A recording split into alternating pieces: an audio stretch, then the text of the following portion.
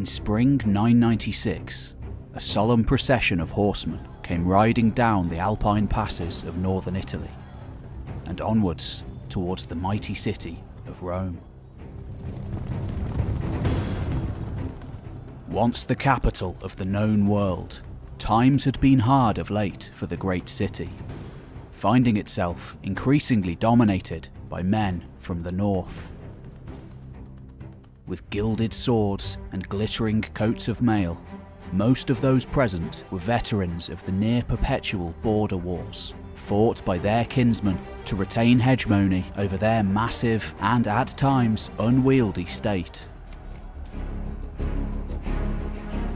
Many came from the rich and fertile lands along the Rhine River valley, some the rolling hills of Bavaria, others the dark forests of Thuringia. A few of the men present likely even hailed from the Slavic marches on the northeastern borders of the realm. Their leader, however, like all German kings since Henry the Fowler first forged together their state amidst the chaos of the Magyar invasions, was a Saxon. At just 16 years old, practically all of those years spent in stoic education and preparation for rule, he had just come of age, and now, following in the footsteps of his father and his grandfather before him, he'd ridden south to the imperial city to stake his claim as successor to the emperors of ancient Rome. That king was the ruler of East Francia, Otto III, the first iteration of the German state. And just as his father and grandfather had done before him, he was about to become an emperor. For many of those battle-hardened power brokers present, the event was an especially celebratory one. After all, for a boy king to survive into adulthood amidst a sea of rebellious subjects, scheming family members, and hostile foreign powers was a remarkable achievement, of which much of the credit should be given to his widowed mother, Theophano. For Otto himself, however, a solemn, exceptionally well-educated and pious young man, it had darker overtones too. His father, Otto II, had been emperor before him, and his father, the founder of East Frankish greatness, Otto I, had been emperor before him, each one having ridden at the head of a battle-forged army to lay claim to the throne once held by their spiritual predecessor, the great Frankish king Charlemagne. What distinguished the third Otto from his predecessors, however, was his mother, Theophano. Unlike German queens that came before, the most exotic hailing from England, she'd been born at the great city of Constantinople, capital of the still existing eastern portion of the Roman Empire. A peace-weaving niece of its emperor, John Tzimiskes. For Tzimiskes, the marriage likely represented little more than a diplomatic overture.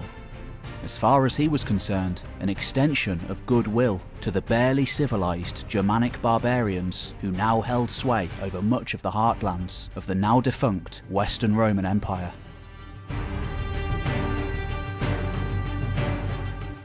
After all, barely a decade earlier, Tzimiskes' predecessor, Nicephorus Phocas, had waged war against Otto II for control of southern Italy. A mostly cold war, continually stoked by cultural differences between the two Christian empires. In the early 980s, however, this southern Italian theatre had cost Otto II dearly. Though little actual fighting had taken place between German and Byzantine, machinations ultimately led to his army being wiped out by the invading Kalbid Emir of Sicily. forced to flee in shame on a merchant's vessel, Otto died soon afterwards, leaving Theophano to raise their infant son into adulthood alone. Beset by instability at every turn, from pagan Slavic borderlanders to discontented nobles.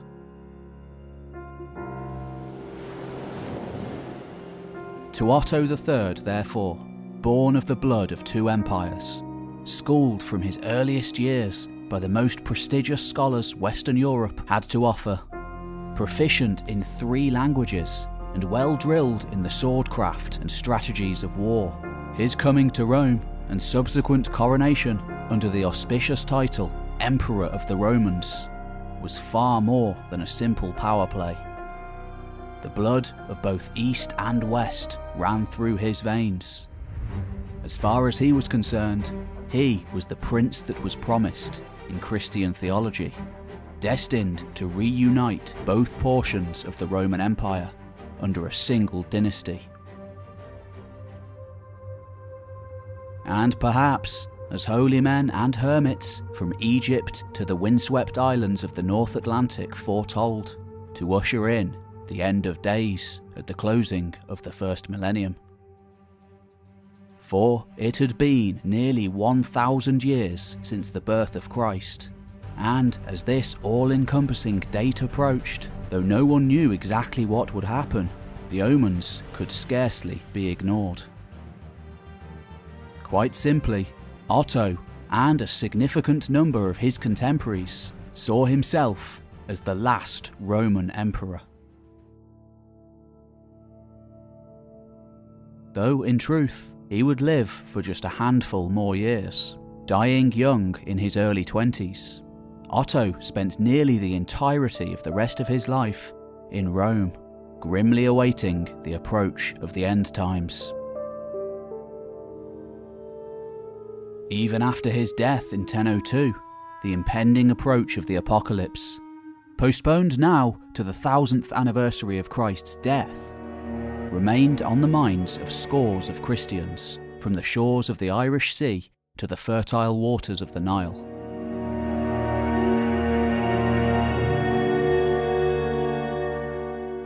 This was a time of portents, of dark omens, of hermits and holy men, preaching the coming of the Antichrist and the end of all things. Of collapsing empires, of warrior lords, and a new world on the horizon. Hello, my name's Pete Kelly. I'm the creator of this channel. Join me after this brief advertisement as we explore every remote corner of this fascinating and storied continent at the turn of the first millennium, a time when almost all of the European countries we know today first began to take shape. This video is sponsored by a long-time supporter of the channel, Magellan TV. A bit like Netflix, but entirely for knowledge. This educational streaming service has over 2,000 documentaries to choose from, on all manner of different subjects. History, science, nature, culture, and geography, including films, series, and standalone documentaries you can't find anywhere else. You can watch Magellan TV anywhere at any time on any device, and it even streams in beautiful 4K through the easily downloadable app. There are no ads or limited access at any time, and new documentaries are added on a weekly basis. Those of you who head on over to try.magellantv.com/historytime or follow my link in the description below will get a completely free trial. So, why not go and check out this epic series on the Normans once you've finished this video? It follows on chronologically from this one, and many others that I've made, and is a great introduction to this influential people, whose actions changed the world. Head on over and get yourself some free knowledge. Now, without further ado, back to medieval Europe at the turn of the millennium. By the year 1000, much had changed in Western Europe since the death of Charlemagne 2 centuries earlier. That great progenitor of nearly every royal house on the continent, and the most successful and remarkable of all the monarchs to hold sway in the West since the fall of Rome. Many had attempted to emulate his accomplishments and attributes, and many more would continue to do so after this time. Though Athelstan, first king of the English, had laid claim to the title Emperor of all Britain, and the Danish king Canute would call himself Emperor of the North a century later, it was the German Ottonians, descendants of the Saxon Duke Henry the Fowler, who had been the most successful of all. His power forged on the battlefield against invading Magyar horse nomads. Many of Charlemagne's descendants had called themselves emperors, though Henry's son Otto actually had the audacity and the power to ride down to the holy city of Rome itself and lay claim to the very heart of the old empire, whilst retaining hegemony over the sprawling mass of powers to the north of the Alps. Some of them lands never held by the Romans.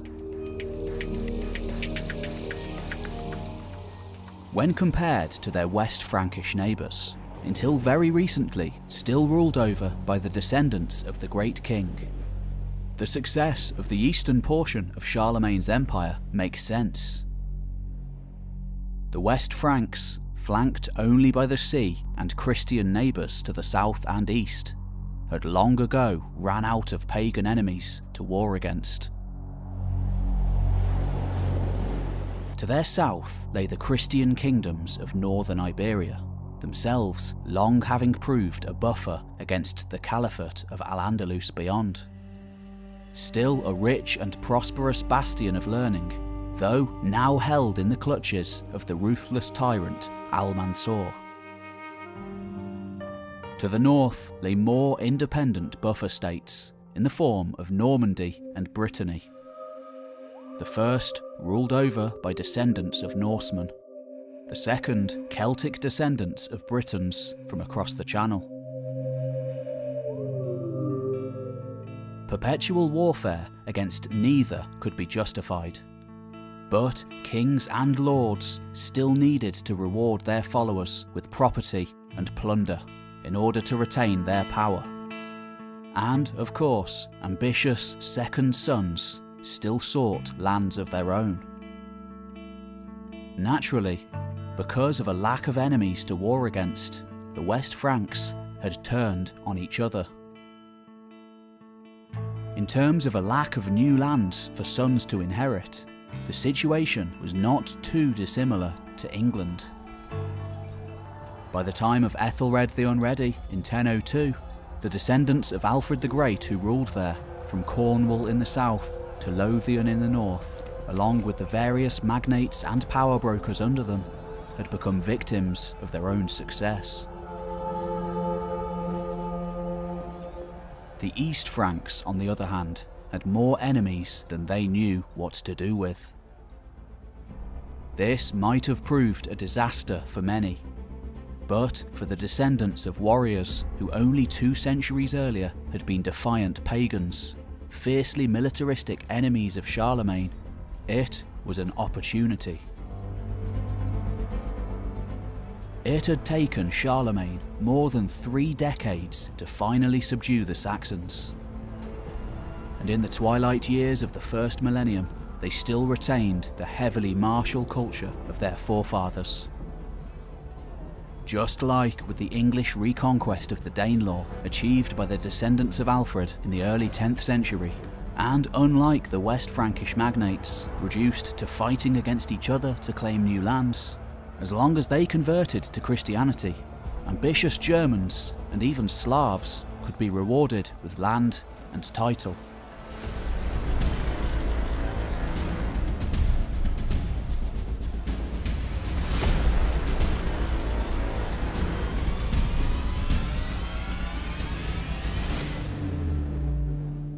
In West Francia, Though the family of Charlemagne had clung on to power wherever they could in the centuries following his death, by the year 1000, on a good day, regional magnates paid lip service to the king.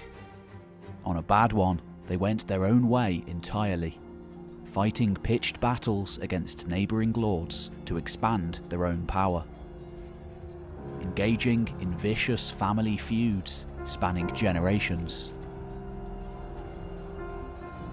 In the 10th century, the most successful of these dynasties of power brokers, feeding off the weakness of the crown, had been the Robertians. Descended from Robert the Strong, a war leader endowed with power against Viking incursions in the 9th century.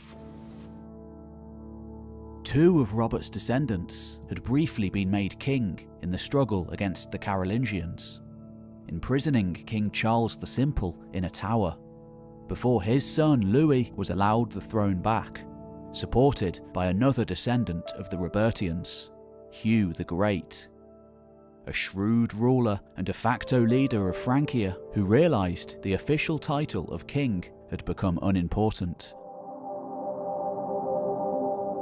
By the late 10th century, however, having grown rich as the mayors of Paris, some of Robert's descendants began using a new title, named for Hugh the Great's son, Hugh Capet. Finally, they would begin ruling as kings. The Capetian dynasty was born, France's ruling house until the 14th century. By the year 1000, however, the office of king had been eroded so much by the actions of regional lords that really it didn't matter much in reality. It would take more than a century for the kingship to gain importance again in France. It was into this vicious landscape, with centralised power all but a thing of the past, that any self-respecting lord worth their salt would build themselves a castle, often many, and begin recruiting outsiders and peasants into their own personal retinues and warbands. These were the first knights. Perhaps the most famous of these castle builders would be Fulk Nera, the Count of Anjou. In the relatively small landscape of the Loire River Valley, Fulk built more than 100 castles on either side of the millennium, a situation that would have never been allowed had a strong king sat on the throne. One of the first lords to utilise stonemasonry on a wide scale, Fulk's castle building, and that of other lords like him, inspired a whole new arms race of fortification building, not seen in the West since the days of the Romans. The age of the castle builders had begun. Over the space of 50 years, Fulk fought successive wars with Brittany, Blois, Poitou, and Aquitaine, engaging in a near-perpetual war of attrition with the common people in his borderlands. To a certain extent, it was the same all over Francia, from Burgundy to Flanders to Aquitaine. To the north, it was also within this environment that the Norman lords honed their soldiers and knights into the most effective fighting force seen in this part of the world for centuries. When these competing warlords finally began looking outwards by the 1090s, fighting external enemies rather than each other, following in the footsteps of the Normans, the Crusades would begin.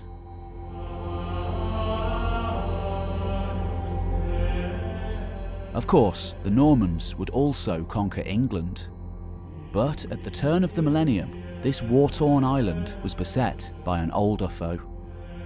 The last resurgence of the Vikings. If you want to hear more about this part of Europe, I recently made an hour-long tour of the Viking world during this same time, including Britain, Ireland, Iceland, Scandinavia, and more. I've also made an entire playlist of videos about the Vikings and the Anglo-Saxons. Go check it all out here.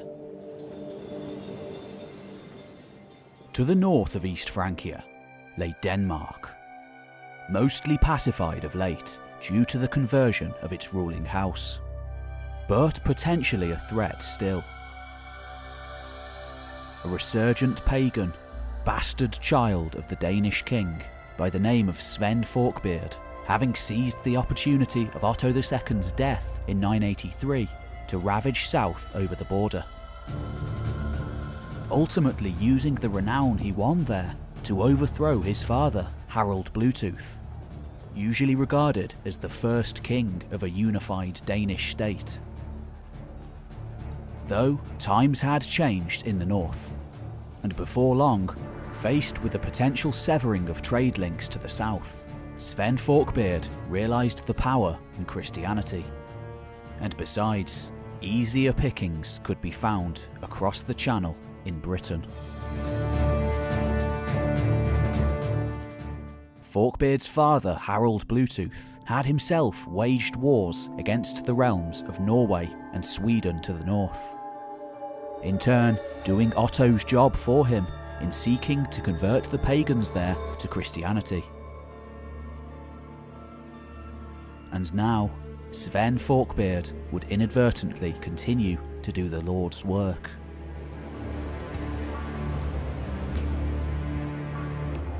Another Christian king had arisen in the far north too. Perhaps an unlikely candidate for conversion, but one who enthusiastically adopted the religion of the Romans nonetheless.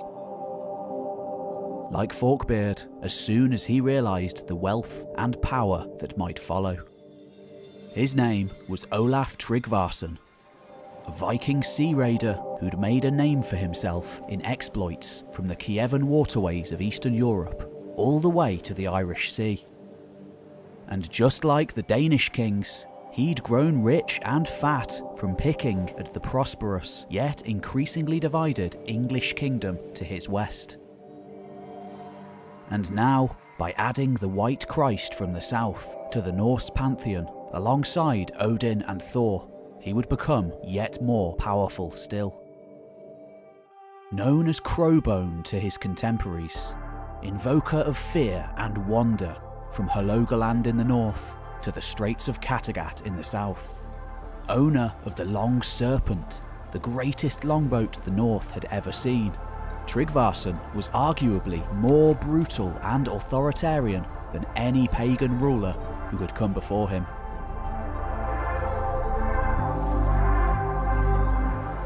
Said to wear a cape of pure crimson, armour of glittering gold, Tryggvason gave the various chieftains and clan leaders of the North Way a simple choice: adopt his new religion or die, often in gruesome and inventive ways.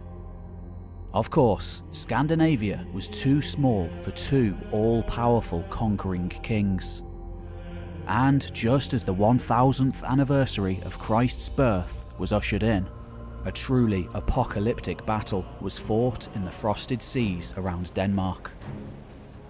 For some of those present, Forkbeard, having recruited men from as far north as the subarctic Hålogaland, where men hunted walruses and polar bears, he portrayed himself as the defender of the old ways.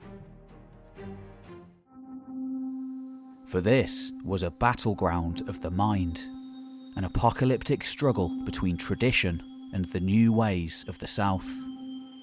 For the staunchly pagan warrior lords of the North Way, this was a fight for cultural survival, their very way of life and their history.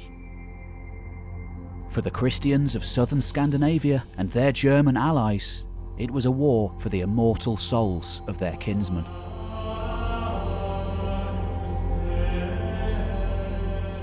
But of course, for Forkbeard and Tryggvason, this was a power struggle, a Game of Thrones between the two apex powers in the north.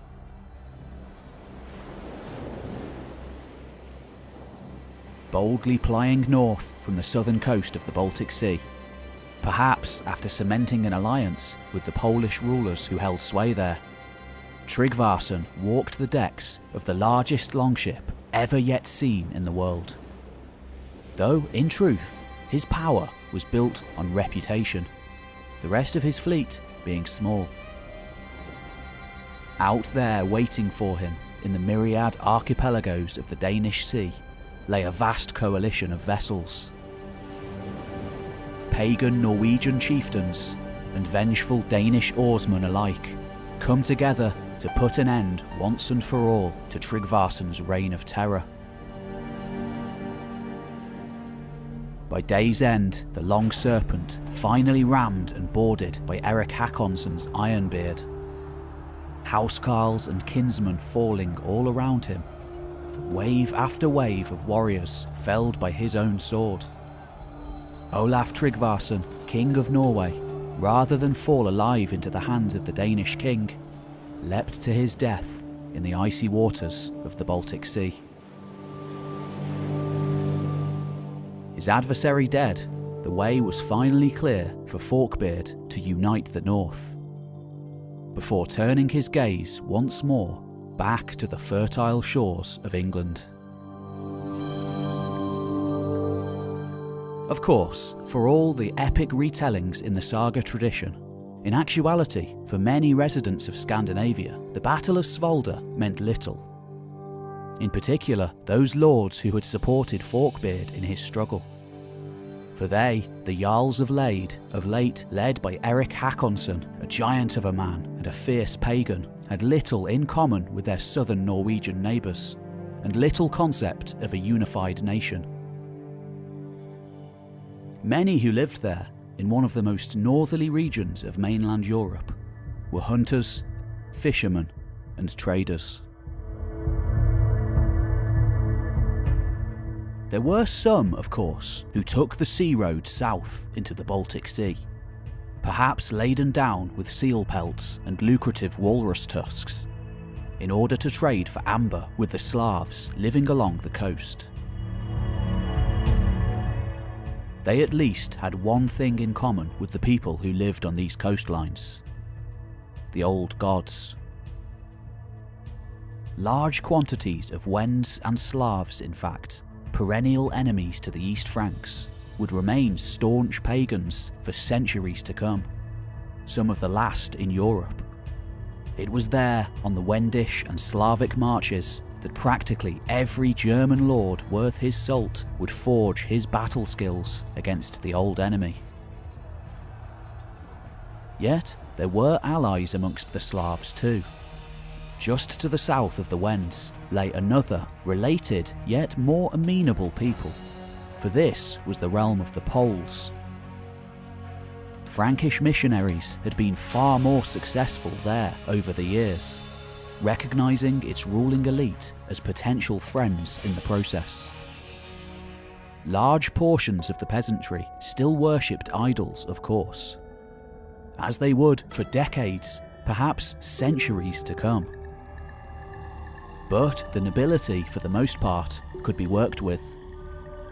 At first under the Duke Mieszko, but most notably under his son Bolslav, a ruler who, in the year 1000, just as longships crashed together in vicious melee to the north, Bolslav would make a lasting peace and proclamation of personal friendship to the Emperor Otto III.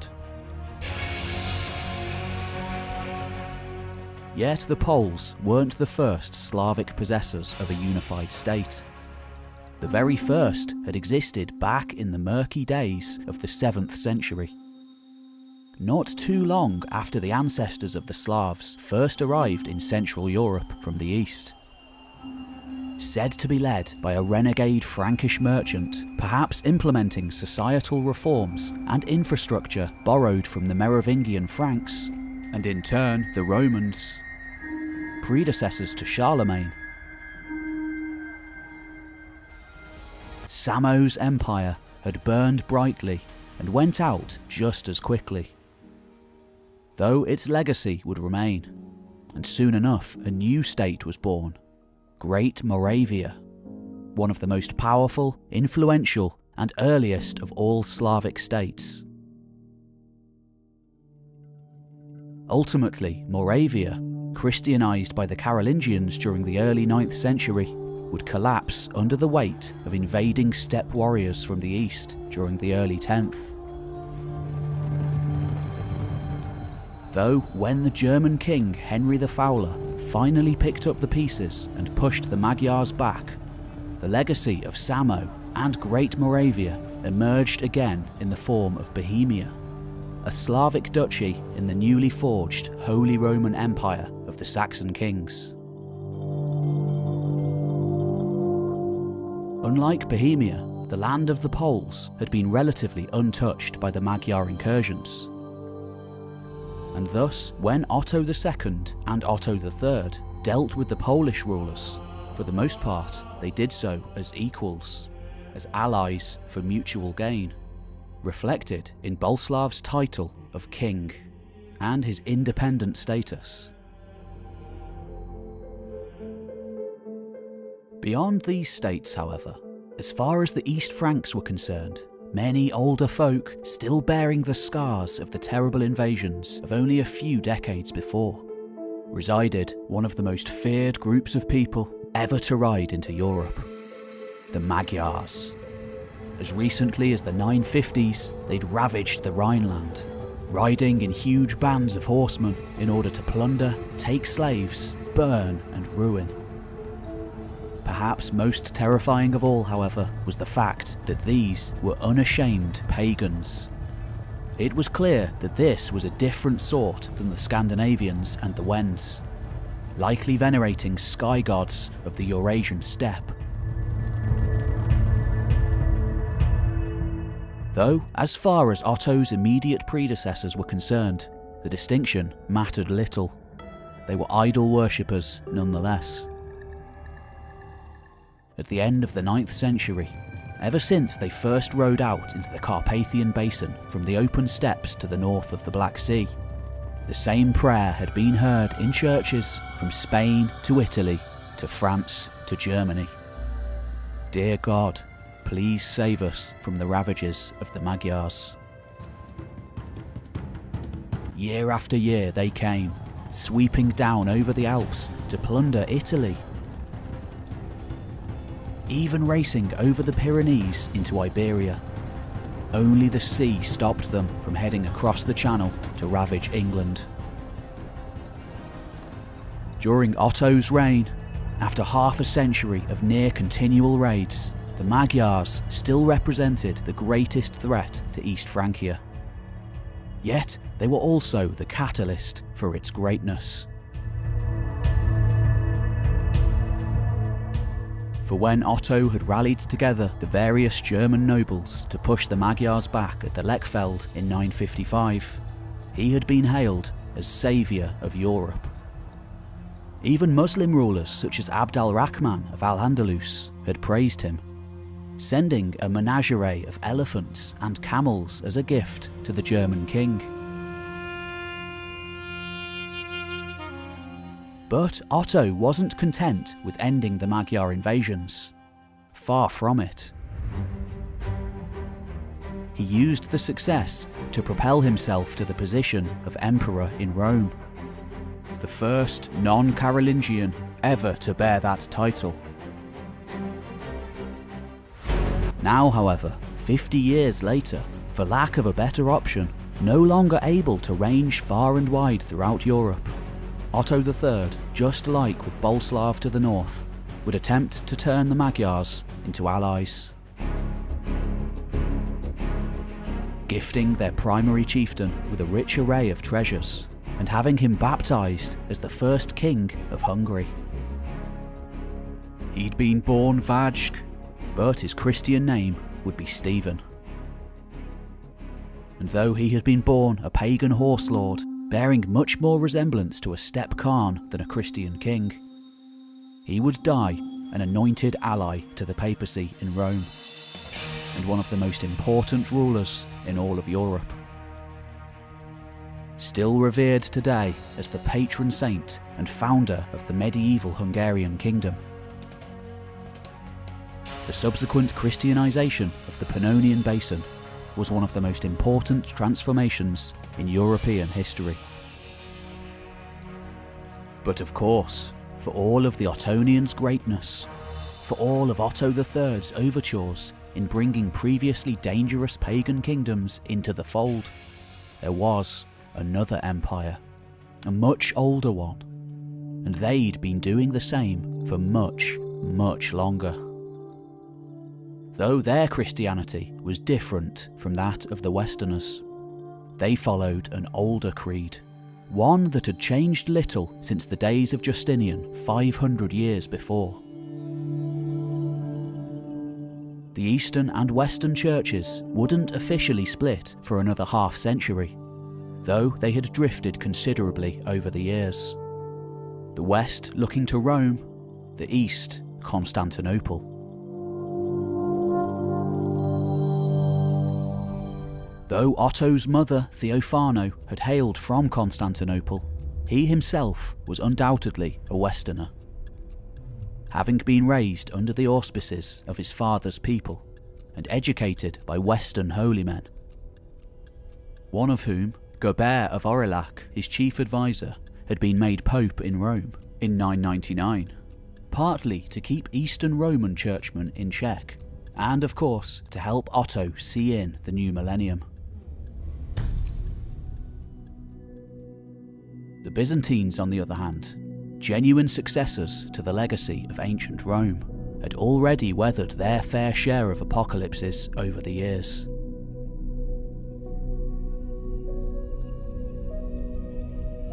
Faced with near innumerable attempts to conquer the great city of Constantinople, named for the very first Christian emperor. By Otto's day, as far as most Eastern Romans were concerned, the dark days were over. During the early 8th century, just as the Merovingian Frankish ruler Charles Martel held off against encroaching Berber and Arab invaders from the south, Constantinople faced a truly colossal caliphal fleet, numbering perhaps 100,000 men. Hemmed in behind the mighty Theodosian walls, built to stave off the Huns during the 5th century, the Byzantines were only able to save themselves by utilising an equally apocalyptic weapon in the form of Greek fire, a primitive form of napalm. The decline of Eastern Roman power, brought on at least in part by the Islamic invasions during the 7th and 8th centuries, had opened the floodgates for a deluge of new peoples to spread into Eastern Europe. The first of these, like the Magyars who came later, were horse masters who had originated out on the Eurasian steppe. Said to have been comprised of 5 tribes, each led by a son of the great Khan, Kubrat. The Bulgars had originated in the semi-mythical realm of Old Great Bulgaria, somewhere to the north of the Black Sea. Perhaps scattered by the arrival of a newer, more powerful steppe people from the east. One of those bands, led by the genuine historical figure Asparach, had at first ridden to war against the Byzantines, and later to their aid against the Umayyad Caliphate. This complicated love-hate relationship would continue for centuries to come. Bulgaria ever growing in power and size as the horse lords of the steppe merged ever more with their Slavic subjects, forging a vast empire to rival Constantinople.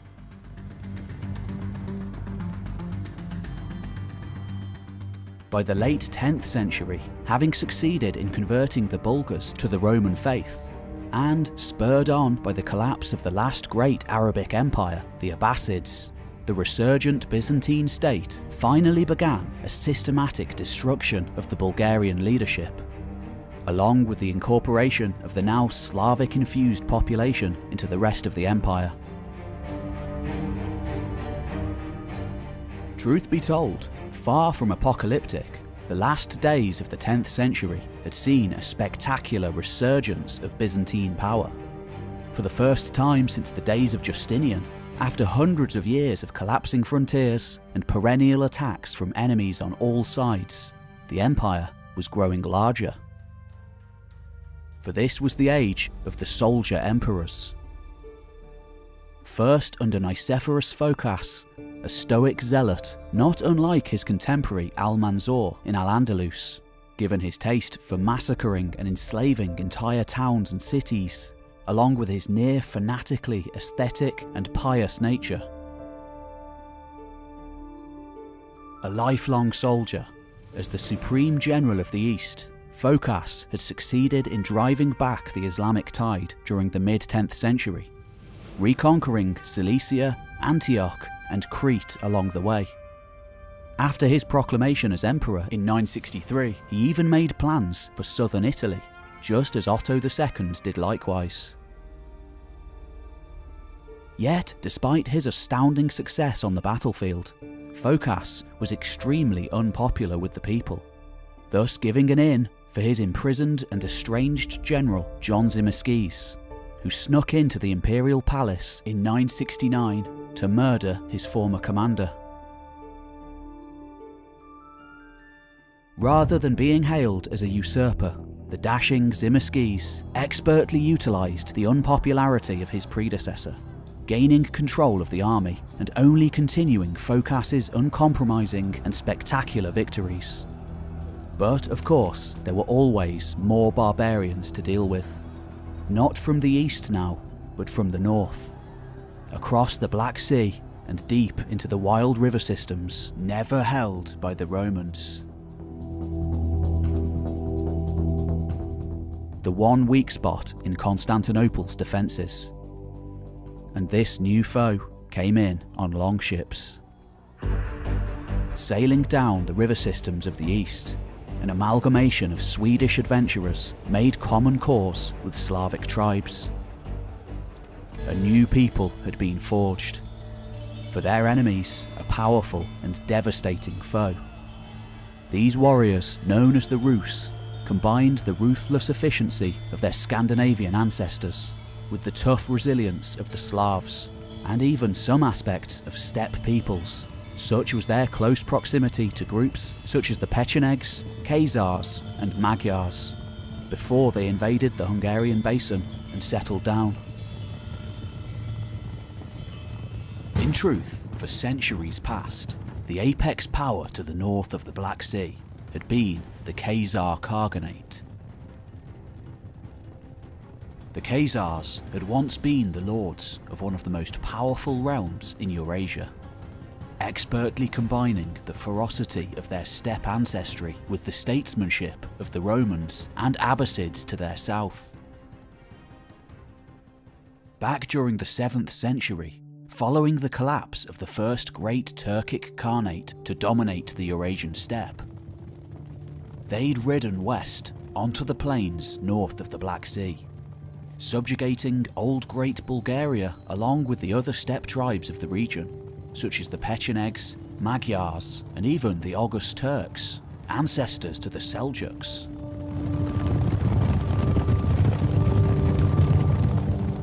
The descendants of one of those brothers from old Great Bulgaria still survived in the year 1000, making their home along the Volga River, becoming Muslims and enjoying good trade links with the Abbasid Caliphates to the south in the process. The Khazars, on the other hand, opted for a different path. Unwilling to definitively choose a side in the unfolding conflict between Romans and the Caliphate, they instead adopted Judaism. As fellow people of the book, they could still be regarded as a great power, but hold on to their own independence. Ruling through militaristic subordinates, as fellow people of the book, they were able to gain extensive diplomatic ties with the Byzantines and the Abbasids, developing large trading centres on the northern shores of the Caspian and Black Seas, and even becoming kingmakers for a time to Constantinople. Like so many other steppe tribes before them, however, the Khazars ultimately became victims of their own success. Ruling through subordinates and eventually losing support to these more warlike subjects. seeing the Magyars, Bulgars, Oghuz Turks, and Pechenegs all break away.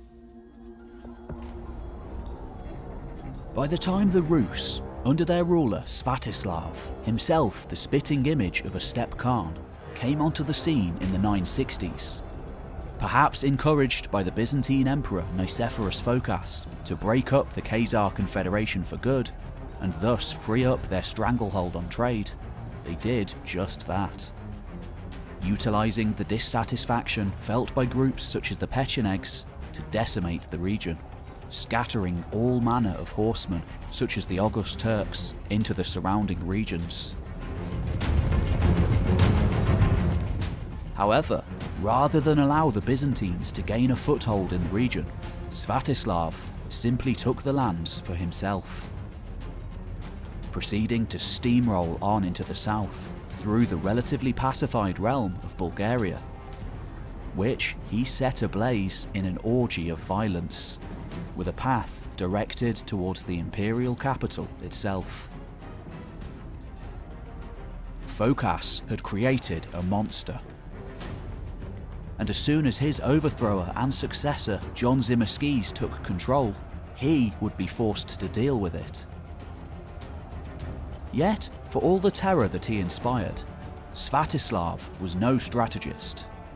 Tzimiskes, on the other hand, was one of the greatest battlefield commanders the Romans had ever seen.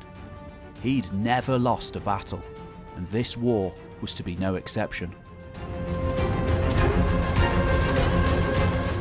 Utilising an elite force of cavalry known as Immortals, specifically raised for the very function of defeating Svatoslav, the Rus were soon dealt a number of decisive blows, forcing them north out of the smouldering ruins of Bulgaria. As he rode back to Kiev, Svatoslav was caught by his old enemies, the Pechenegs. His head turned into a drinking cup.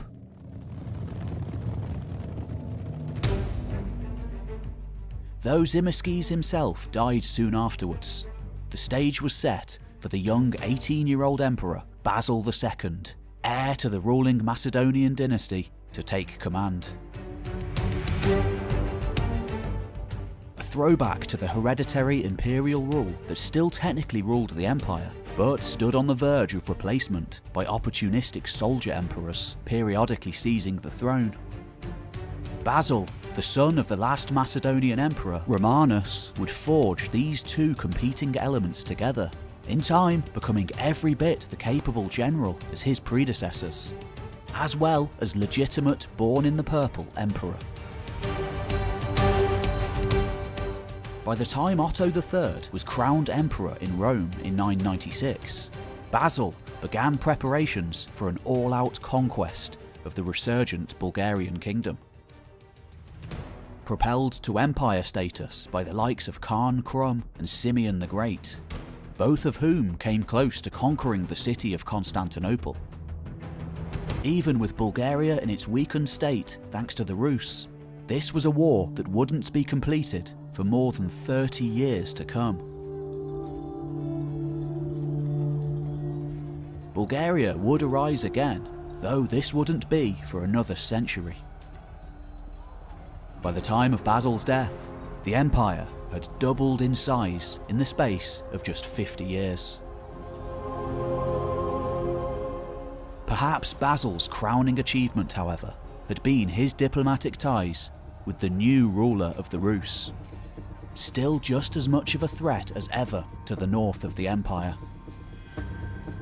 A new power had arisen there in the form of Svatislav's son, Vladimir, a pagan lord of war who'd murdered his way to the top with the help of a battle-hardened force of Scandinavian mercenaries, seeing innumerable dead brothers along the way. Allegedly the husband to hundreds of wives and concubines, upon seizing control over the disparate Rus principalities with support from Hakon Jarl of Norway. Perhaps inspired by the Christianity adopted by some of the Rus, Vladimir had initially sought to have a new religion put in place. A semi-monotheistic cult dedicated to the worship of the storm god Perun. Hundreds, if not thousands of captives, and Rus alike, were gifted as blood sacrifices in the name of Perun during those early years of Vladimir's reign. Before finally, just like Tryggvason had done in Scandinavia, and perhaps in awe of the seemingly endless riches emanating from Constantinople, Vladimir became a Christian.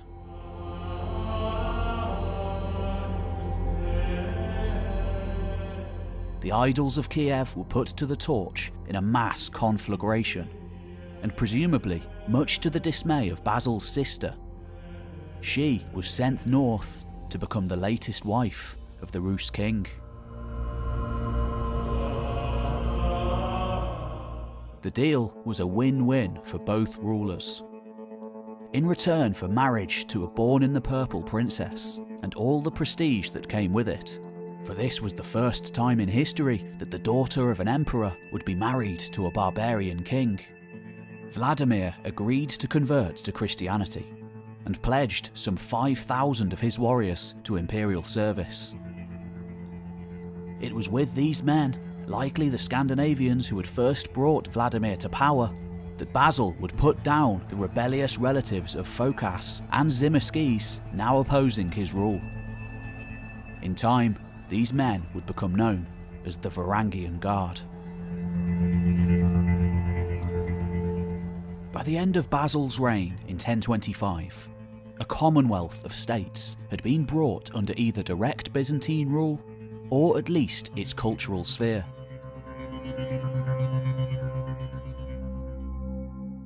Just to the north of Bulgaria were the Serbs, a Slavic state that had settled in the Balkans in the 6th or early 7th century. By the 8th century, a Serbian principality had been forged, taking up much of the formerly Roman province of Dalmatia, along with a number of smaller states along the coast. Though they contested the land with the Byzantine and Bulgarian empires to their east. By around 870, like their Bulgarian neighbours, thanks to the missionaries Cyril and Methodius, they were Christian.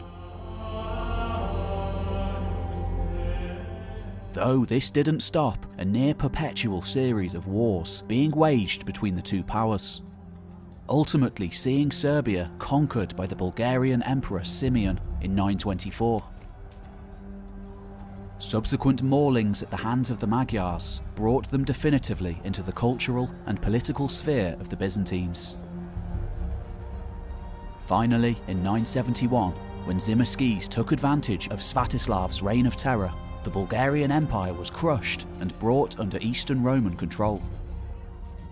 For the first time in over 3 centuries, Byzantine rule stretched to the Danube again, and as a result, the Serbian states came under the direct governance of the empire. After the death of Tzimiskes in 976, however, a successful uprising started in the nearby regions. Imperial control over Serbia quickly unravelled once more, until Basil finally completed his conquest in 1018. Using the anarchy and confusion in Serbian territory to again restore direct Byzantine rule. Finally, in 1040, under Stefan Vojislav, a Serbian state would emerge again, surviving in one form or another for hundreds of years to come, until conquest by the Ottomans in the 14th century. A Bulgarian uprising took place too at around the same time, though ultimately this ended in failure. The Bulgarians would have to wait another 150 years for their independence, before they too were conquered by the Ottoman Empire.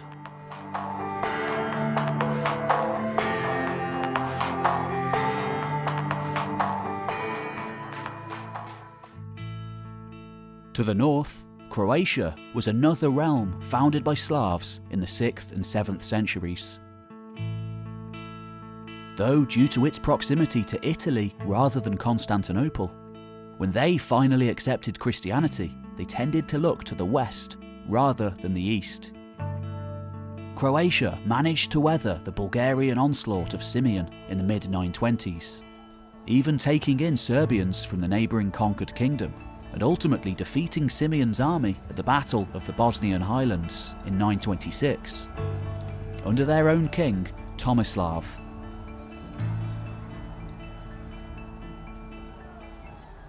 Croatia would remain an independent kingdom for centuries to come. By the year 1000, however, a new power had arisen, further along the Adriatic coast to the north. The city-state of Venice, formerly a vassal of the Byzantines, now independent and ambitious. Under their doge Orseolo, fleet after fleet of warships filed out of the Grand Lagoon into the eastern Adriatic, gradually taking control over the whole of it.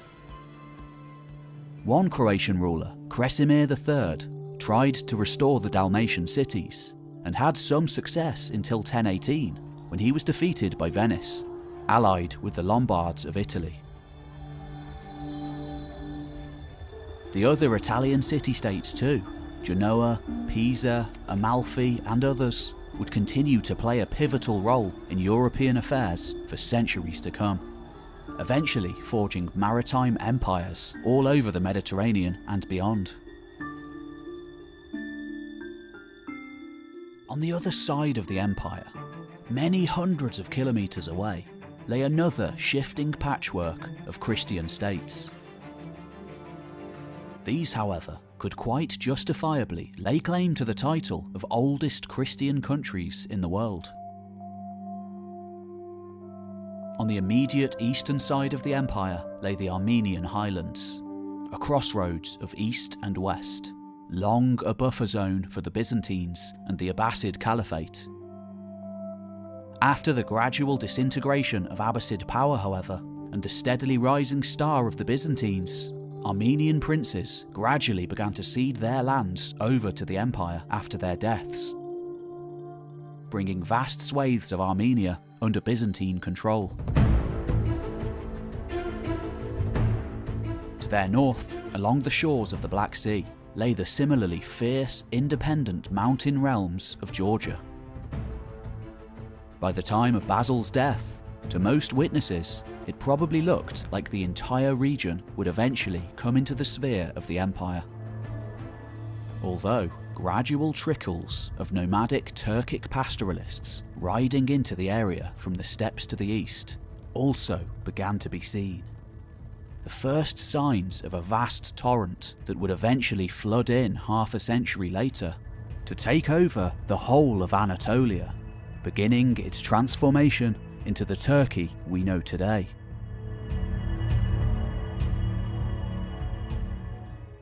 Much further to the west, in that same confusing battleground that had ultimately led to the downfall of Otto II, Byzantine power still held out, particularly in larger cities and coastal areas. Germanic Lombard invaders from the north, having conquered most of the peninsula after the reign of Justinian in the 6th century. Though these invaders became Latin-speaking over time, adopted Christianity, and emulated as much as they could the lifestyle of those who came before. By the 11th century, this unique equilibrium had existed for hundreds of years. In 1018, Basil had even sent his subordinate to put down a burgeoning Lombard independence movement. He fought not just against Milas of Bari, the Lombard leader, but also contingents of warriors from the north, perhaps the first trickle of another population movement that would change the world irrevocably, and eventually see them come into conflict with the Turkic nomads heading into the eastern frontiers of Christendom. Of course, they were the Normans. Eventually, Norman invaders would wrestle the mainland from both Lombards and Byzantines, as well as the island of Sicily from the control of the Islamic Emirate which now held sway there. Though that was many decades in the future, and no one could have predicted it.